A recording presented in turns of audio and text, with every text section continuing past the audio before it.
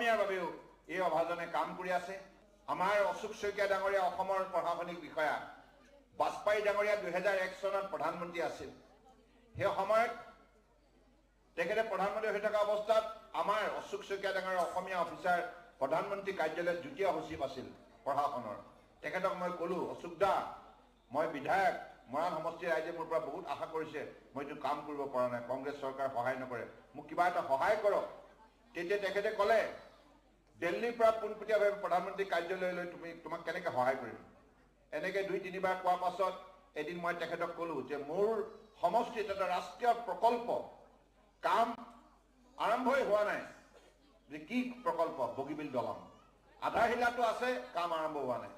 কাম কিয় আৰম্ভ হোৱা নাই? ৰেলৱেক যেতিয়া সুধিবা যায়, ৰেল মন্ত্ৰালয়ে কয় আমাৰ হাতত পইচা নাই। মই তেতিয়া তেখেতক ক'লো